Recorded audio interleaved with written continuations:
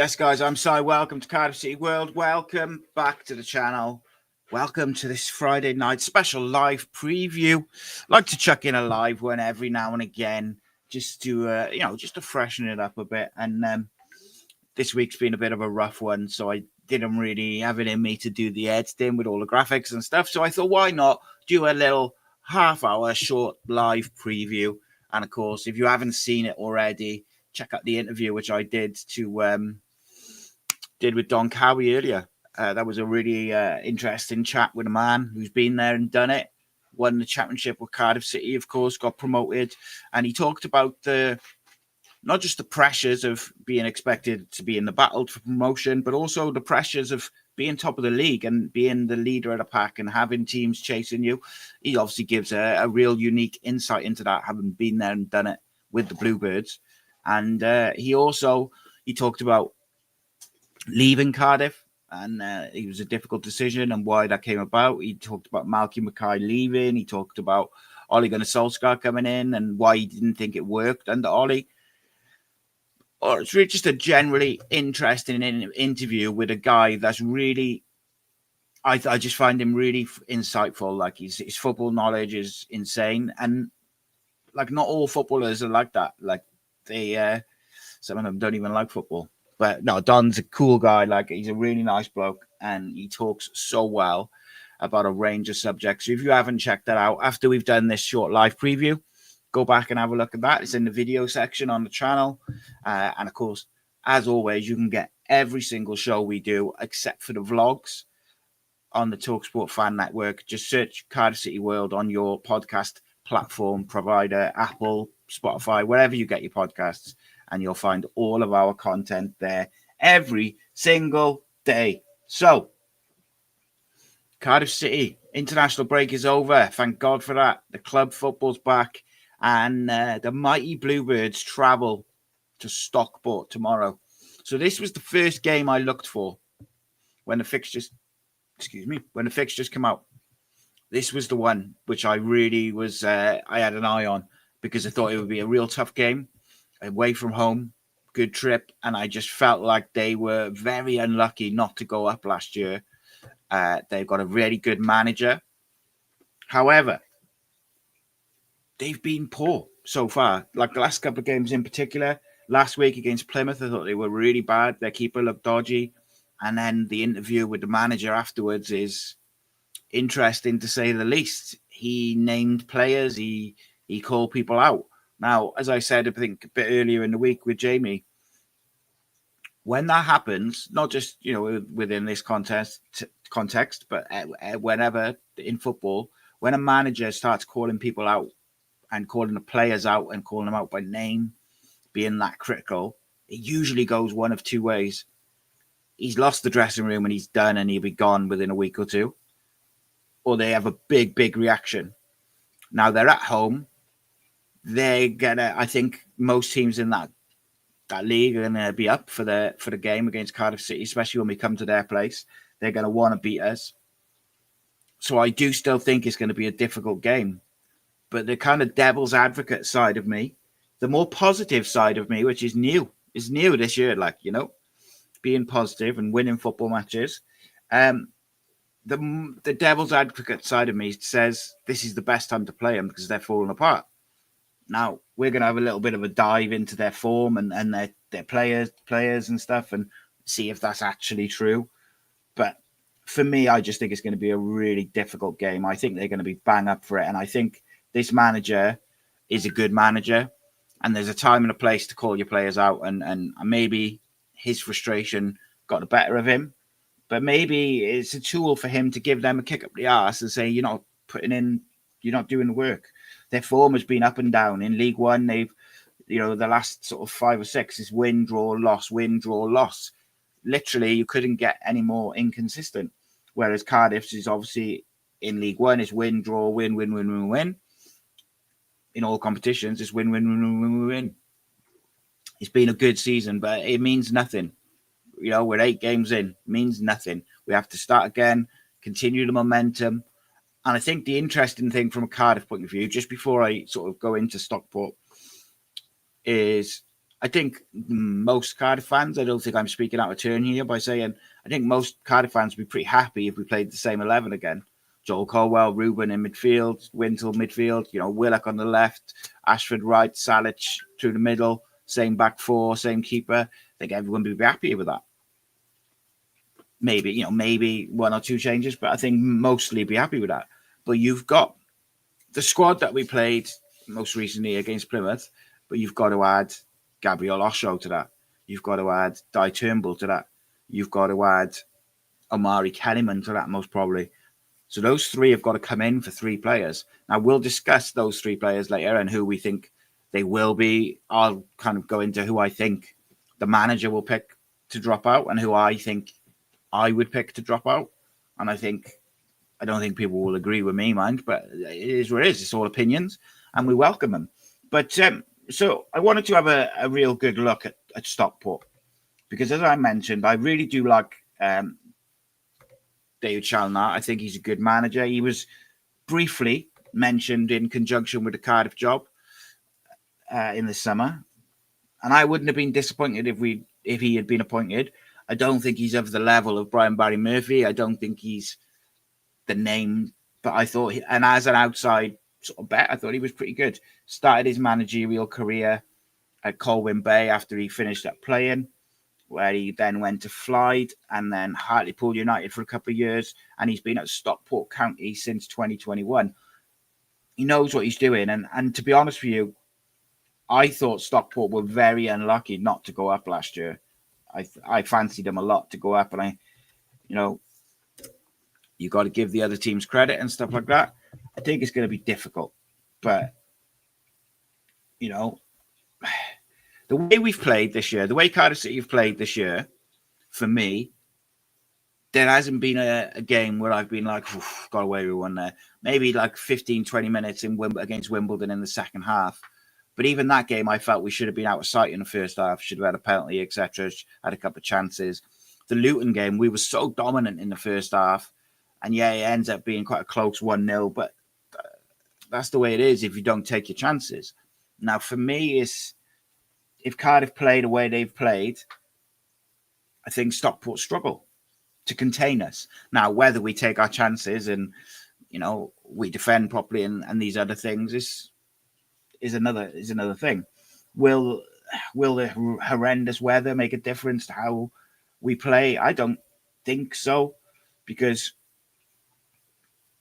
I think professional pitches are so good these days, so wherever you go, and professionals, they like it when it's the footballers, they like it when it's a nice slick pitch. So I don't think that's going to come into it particularly. I know Jamie mentioned it, but I think he meant more.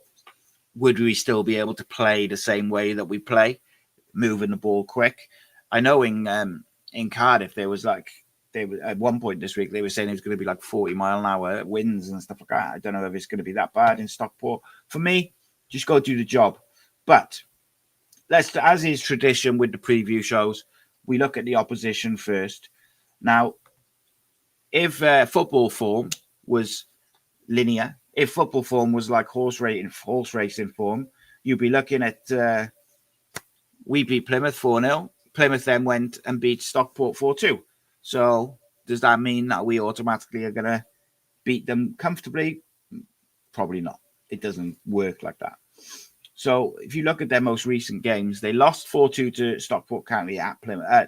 They lost 4-2 to Plymouth at Plymouth. They beat Wolves' under-21s 5-3 in the EFL Trophy Group A game. Before that, they drew with Wigan, and the game before that, in the League Cup, they lost to Wigan. They beat Burton Albion, they lost to Bradford, and they drew with Leyton Orient. So they haven't really played, haven't really played many teams that we have played. So the comparison isn't really there other than Plymouth.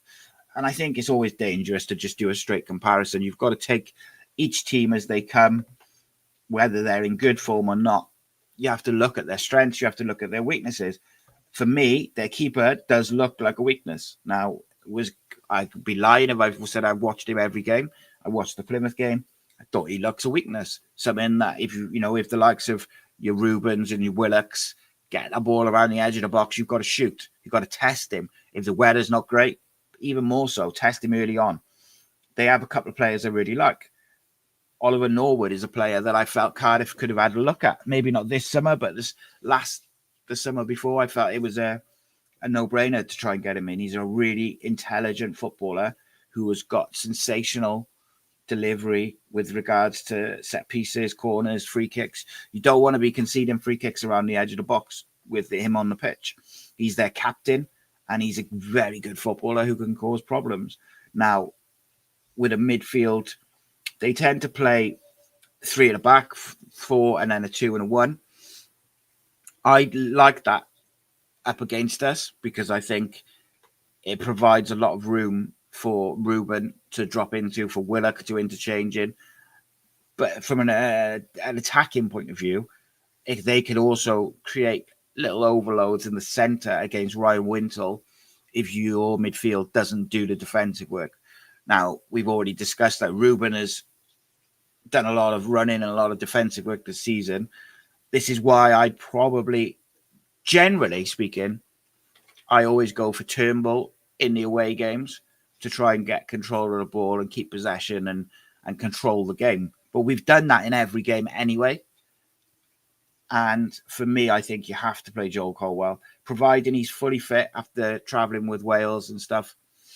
He's got to play because Norwood and Moxon as a midfield 2 is decent, not amazing, but decent. Norwood in particular.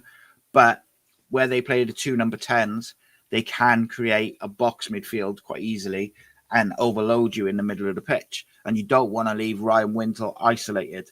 If Lowe and Diamond, which it'll probably be as the 2 10s, if they drop into those little pockets and you've got the double pivot, if the Colwell brothers, say, are the 2 midfielders, they've got to be back in to make sure, and the wingers have got to tuck in and make sure that they don't allow Ryan Wintle to be exposed, because with a single pivot, you get past that Ryan Wintle pivot and you're into the defence. So you have to do a job well. You have to be defensively sound, which Cardiff have been.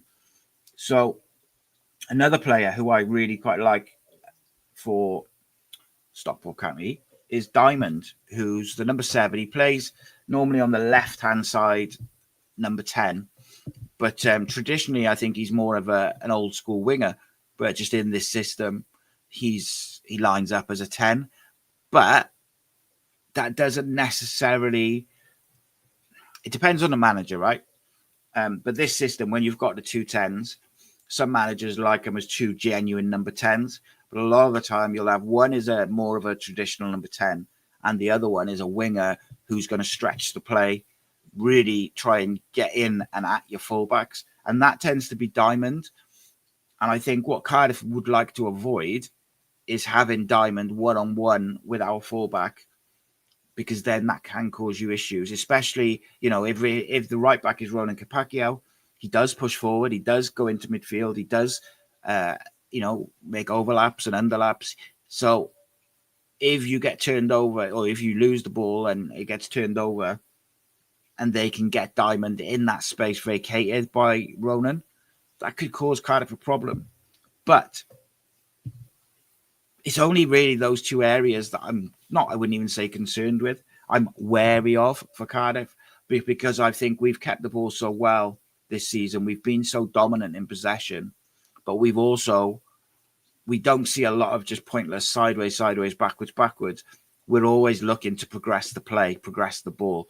And if we can't do it with quick interchanges, we shift everyone to one side and then we play a long diagonal out to the winger who's got grass on his boots. And that's where I think we might be able to target Stockport. Because as the home team, their fans will expect them to, not sit in as a 5. They will expect them to get at us and go at us, especially early in the game. They'll want them to start fast, want them to get at us. And for me, that might play into our hands, because we play such a high line in the forward line. We end up with Salic, the Colwells, and the wingers all on the back 4 or the back 5. And if Stockport do try and get at us early, and your likes of Wintle and Joel Colwell, etc., can pinch the ball, or if Dylan Lawler or Will Fish couldn't get tight to Watton and pinch the ball in front of him, I think we can nail him in that. So it's going to be a fascinating game because Stockport play a very direct game. They'll look to get in the channels. They'll look to get up to Watton and then play off him. And they'll try and exploit us on the transition and in the half spaces. So I'm really, really excited by it. It's difficult because after the last couple of seasons, I don't quite know what to do with my positivity because I almost feel like I'm tempting fate by being positive. And in my head, I think, yeah, do you know what? I think we can go there and we can beat Stockport comfortably. We're a better football team. We're on form. We've got a strong bench. Let's just go beat them. And normally, like as a football fan, that's when you get bitten on the arse, isn't it? And you end up losing. At the start of the season, I'd have been happy with a point away at Stockport. Well, being honest, I would have been. But I'd be disappointed. I think the way we're playing, and we're going to talk about Cardiff a little bit more now in a second, I'd be disappointed if we don't go and win this game because I think if we go and grasp this game by the balls, as it were, and just go and play our stuff and press high and be aggressive like we have in every single game, I don't think Stockport have the defence to deal with that. Now, I'm just going to have a quick look to see what their general, what they were like for conceding goals last year. But I just think we've got too much quality, if I'm being honest. I look at that 11, if we start the same 11, say, there's quality all over. But then you look at the bench and you've got your Isaac Davises, you've got, Callum Robinson, you've got David Turnbull, you've got Kellyman. I think Mafiko and Nyakawa will be so unlucky if they drop out of the squad. So, if you don't know what I mean, there's 3 players to come into this Cardiff City squad. The manager said that they're going to be, I think he said in his pre-game presser that they're coming in, and that's Kellyman, Osho, and David Turnbull. Alex Robertson is still a few weeks away. And I think when you look at Cardiff's, last couple of games, you look at you got the Oxford game coming up, so I'm sure some of these players will get game time then. I just think that, like, Nyakawa had a sensational game for the Wales under-21s the other day. Kean Ashford had a really tough game for the 21s the other day, but he was very, very good. And I think any of these lads would be very unlucky to lose their pace in the squad. But if the manager is saying, or seems to have indicated that those 3 are coming in, 3 are going to have to drop out from what was the squad at Plymouth. So if we assume, and you know what they say about assuming and assumptions, but let's assume that the 11 that started the last couple of games, none of them are going to drop out of the squad completely. You're looking at Chambers, Isaac Davis, Mafiko, NG, Nyakawa, Robinson, and Turner. Turner's going to be in there because you need a keeper. I think Perry NG is in there. If it was up to me, I think the manager will drop Callum Chambers, Mafiko, and Nyakawa to bring in Turnbull, Osho, and Kellyman to the squad. That's what I think he will do, because I think Perry NG covers fullback and centre back, so you don't need to have the 2 centre backs or 2 defenders. Isaac Davis obviously is the cover for the wide. Callum Robinson is the cover for Salic, and then Turnbull becomes the midfield cover, and then you've also got Kellyman and Osho as well. If it was me, I'd really like to find a way to keep Mafiko and Nyakawa in the squad. I think both of them have earned it, but realistically, one of them is going to drop out. So you got to look at the options that you have. So if we assume, and again, it's assumption, it could be wrong. If we assume that Callum Chambers drops out for Osho, you've then got to get David Turnbull into the squad, a midfielder, probably going to come in for Mafiko, I guess. and then you've got Kellyman who's going to come in. Now, could you give Kean Ashford a rest after his exploits for the 21s? I think you could. I think he'd be very unlucky to miss out on the squad altogether. I think you're more likely to see him go onto the bench. But it's harsh on any of those players who are in the squad at Plymouth. 3 of them's going to drop out of the match day squad. And I think any 3 will be unlucky. Now, Ruben had a bit of a knock. As far as I'm aware, he'll be in the squad. But I guess we'll see. We'll see how it goes, isn't it? But I'm interested in what you guys would do. How would you, if we assume Osho, Kellyman, and Turnbull are all coming back into the matchday squad, who are you dropping out of there to make room for them? You got to make room for the 3. You know, I won't be shocked actually if Osho starts. I think Dylan Lawler had long travel to Kazakhstan. I also think he was ill on the way back as well, which is why he didn't feature in the second game against Canada. So I could see Dylan being on the bench, or maybe even just having a rest if he's still not feeling up to it. Callum Chambers is an interesting one, isn't it? Like I think I won't be shocked if Osho comes into the starting lineup. I got to be honest. And like the other side of it is, look, against Exeter, Mafiko and Nyakaha will probably play. Callum Chambers probably plays. Kellyman's an interesting one because he's nowhere near fit or not match fit, but you need to play him for 15, 20 minutes to get him up to speed, to get him used to the league, etc. So I'm a big believer in having players who can create something out of nothing, get them on the bench, which is one of the reasons why I would be reluctant to move Nyakawa off the bench. But not everybody can play. Not everybody can be in this squad. So you have to find a way to balance it out. In terms of the starting lineup, I think you might see Isaac Davis come in for Kean Ashford. Turnbull, does he come in for Joel Colwell in the starting 11? Maybe. I could see a world where that happens. And then you've got Ronan Kapakiao, travelled with Wales to Kazakhstan and then played against Canada in Swansea on Tuesday. Does that mean Perry NG plays away from home at Stockport? I think that fundamentally changes the way you play. Ronan Kapakiao, regardless, he had a tough game against a good winger on Tuesday in his Welsh debut. He came through that and he did all right in the end. He just had a poor start and a nervy start. But Ronan Kapakiao has been fundamental to how we play and how good we've been. Do you really want to drop him in? Perry NG, for all his qualities, is a different type of footballer. So it is a tricky one, I got to say. Or does he go the other way? And does Perry NG drop off the bench?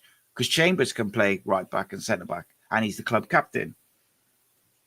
I don't think you need Chambers, Osho, and NG all on the bench. So unless Fish or Lawler or Ronan or Joel Bagan are dropping out, either NG or Chambers, I think, has got to make room for Osho. Maybe, as Paul rightly says in the comments, maybe the manager keeps Osho and Kellyman for Exeter. I think, personally, I think Osho comes into the squad regardless. I think he's your big money signing. He's your big boy. He's coming in. And, yeah, he's got to earn his spot in the starting 11. And I think a lot of that will depend on Dylan Lawler's fitness in terms of, is he recovered from his illness? How does he feel after that long travel? He's a young lad. You've got to look after him. He's played most of the games so far.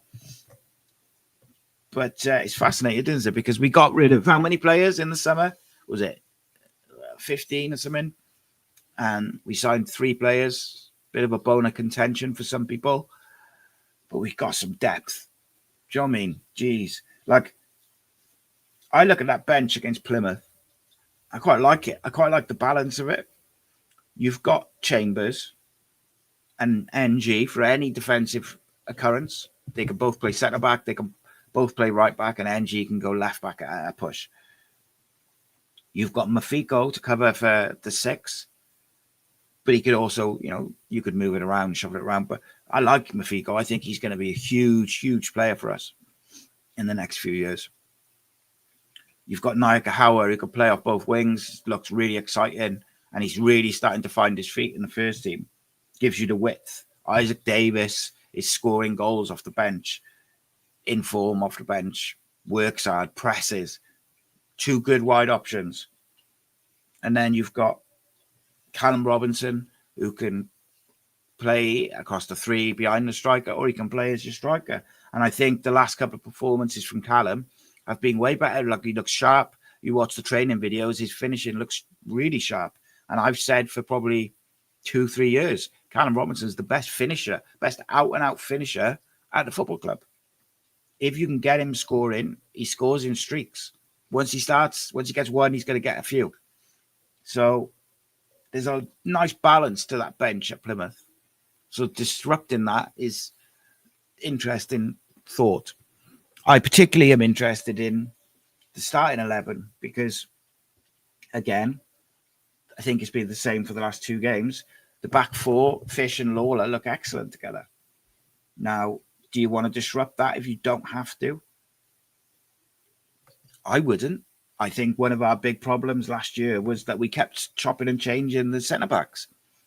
Fish looks very, very comfortable next to Dylan Lawler, and Dylan Lawler just gets better every time we play. Do you want to break that up? Joel Bagan has been one of the best players in our team, and probably, I would argue, the best left back in the league so far. Ronan Kipakio, probably not far off the same. He's been excellent. So why would you, and Nathan, we haven't even mentioned Nathan Trott. So why would you want to change that back 5 unless you have to, of course? You've got the Exeter game. The games come thick and fast now. This month is hectic. It's Saturday, Tuesday. So we need to find that balance with the rotation. For me, Stockport's the big one. It's a tough game. So I wouldn't be looking to change lots. Would want to keep the momentum, me personally. Now, some of you guys might disagree. I would like to keep more or less the same 11. I think the likes of Lawler and Joel Colwell have had enough of a break since Tuesday. Kean Ashford, I'd want to check his fitness because he had a hard game for the 21s, competitive game, and it was rough. So you want to check his fitness. If he's not fit, then you can drop in Isaac Davis, or you can drop in Nakagawa if you need to. There's options. I do like Di Turnbull. I think Di Turnbull's looked really good this season under this manager. The manager's got the best performances out of him in a Cardiff shirt. And I usually plump for him away from home, gives you that bit of control. But Joel Colwell has been sensational. His work rate, he's everywhere. And we've long missed a midfielder like that who's just everywhere. Winning duels, carrying the ball, making runs off the ball, defensive work or offensive work. He's just there. And I find it very difficult to drop him. Manager's got decisions to make. And of course, that's why he's paid the big bucks. That's why he's the guy. And I'm sure he hasn't got much wrong this season with regards to his decision making, his selection, his rotations. He's got it pretty spot on so far this season. So I think we'll wait and see. Let's see what you guys are saying. So obviously Paul said they might keep Osho and Kellyman for Tuesday against Exeter, maybe Turnbull in for Joel. Again, I don't disagree with it. Like I as I say just now, I really like Turnbull. I think away from home as well gives you that control in possession. But Joel's just been that good that I'm reluctant to take him out of that side. Maybe Ruben's not quite fit. Maybe you put Joel into the slightly more aggressive role on the left and you put Turnbull in. and you give Ruben a rest on the bench or whatever. Joe Merrick says, and people say we got no squad depth. Yeah, and we still got Alex Robertson to come back. So either way, when everyone's fit, there's going to be some people upset. There's just no way, because not everyone can play. And you need it because we got a lot of games this month. So you need the depth and you need the youngsters to give you a bit of breathing room. And look, I think on Tuesday against Exeter, I think, you're going to rest some of your regular first teamers. But also, do you know what? That competition, is it the Virtue? No, it's the EFL trophy. Yeah. So that competition is only up to it's League One and down. In my opinion, that's a trophy that Cardiff should be trying to win. So don't slip up by playing, 11 youngsters. Have a good mix. Get players who need minutes. The Exeter game is an interesting one for sure, because I would, that's where I'm giving Kellyman, maybe try and give him an hour or half an hour, a bit longer. I'm going to give Osho and Chambers maybe play. That's where I'd be looking to get those players in. Hopefully we can get out. I think Alex Robertson's way off in terms of fitness. Can you get him 15 minutes, 10 minutes against Exeter? I don't know how far he is off from. Is it just a fitness thing? Is it, is he not ready at all to play? I don't know about that. So you'd have to find out. But just wrapping up this live preview. I know it's a bit earlier than normal, so it's a bit of a pain. So thank you to all the people who are going to watch it afterwards. What do you think the score is going to be between Stockport and Cardiff? Because I tell you something, this positive side of me, when it comes to Cardiff, can't control it at the moment. Like, I really feel like another clean sheet, 2-0, job done, move on to the next. But I can't feel like that it's not going to happen every week, is it? I don't know. But I'm enjoying the ride. So I'm going to go 2-0 Cardiff. Nathan Trott has just looked faultless. I hope we keep the back four the same. But I think Osho will come in. I think Osho might come in for Lawler. I've got a feeling we might rest Dylan.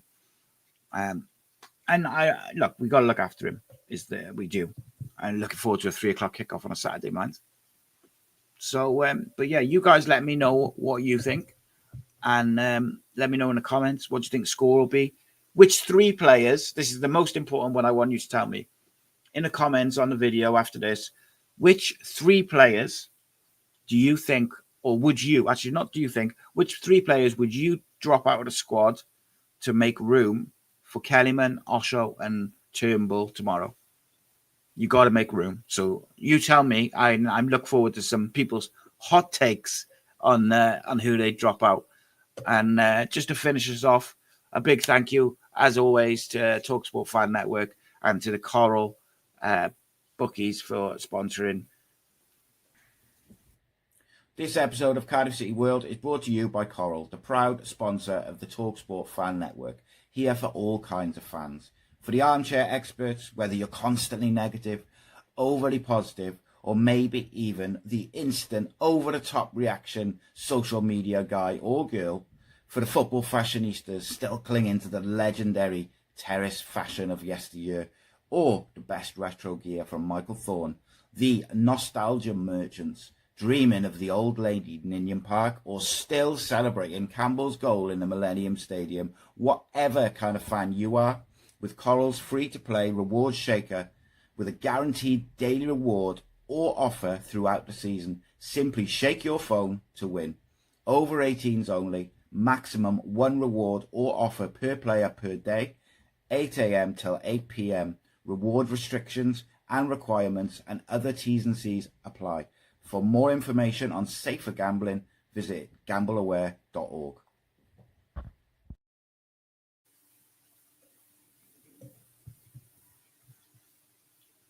There we go. That was Coral. Thank you so much to them for sponsoring, as always.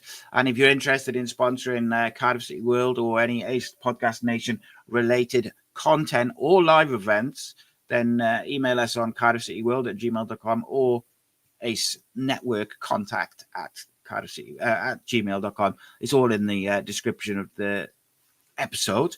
And yeah, so this time next week, we'll just be starting the main show with the legend that is Graham Kavanagh. I cannot wait. Sold out event. It's going to be special. But what I can tell you is this, just to finish us off, a little treat on Friday night.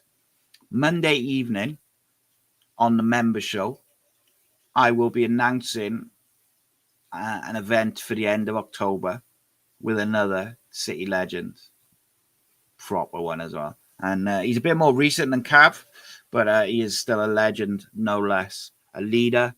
And I'm really, really looking forward to hearing his stories at the end of October. It'll be announced for members on Monday evening on the member show. They'll be announced publicly Tuesday morning. The tickets will then be on sale for members all the way through until Friday. Friday evening, anyone at the Cav event will be able to buy tickets, and then they'll go on general sale Saturday morning if there's any left. But they will go quick. Cav sold out in 5 days. And as I always say, the best way to assure yourself a ticket for the live events with these Cardiff City heroes and legends is be a member. Patreon.com/Ace Podcast Nation, or just join on the YouTube channel, because you get that early access to the tickets. There's a limited amount of tickets anyway, because we want to keep the events intimate and small so that you get an opportunity to speak to the legend. You get to have a photo, all these different things. You get to ask questions, and you don't get charged extra for it. All right, we keep the prices of the tickets affordable. We keep the drinks at the place are cheap. It's all good. It's a fantastic night. I cannot wait. So hopefully I'll see you all there, because it's sold out, isn't it? So hopefully see you guys there. My prediction, 2-0 to Cardiff City tomorrow. I think we'll have a goal from Ruben Colwell and a goal from Callum Robinson. And I think we see the first minutes of Gabriel Osho and Amari Kellyman tomorrow. Even if it's just a short period at the end of the game, I think we'll see them. But tell me what you think in the comments. Which 3 players would you move out the squad to allow us to add Osho, Kellyman, and David Turnbull? The boys will be back tomorrow night with an all-new episode of the 1927 Club, which will be your match reaction show. I'll be back for a full-length podcast on Sunday with the breakdown. I apologize for the early time, but I had to switch around the schedule because of my health this week. But we'll be back to normal. And we should have a video out tomorrow lunchtime as well, just to get you in the mood for the game. Take care, my friends. Enjoy your evenings. Have a great time. 3 points for the Bluebirds incoming. I hope so. Keep the faith, because the good times are coming. And I'll see you in a bit. Rascal Beats. For your Caesar. Cardiff City, ride with me for your Caesar.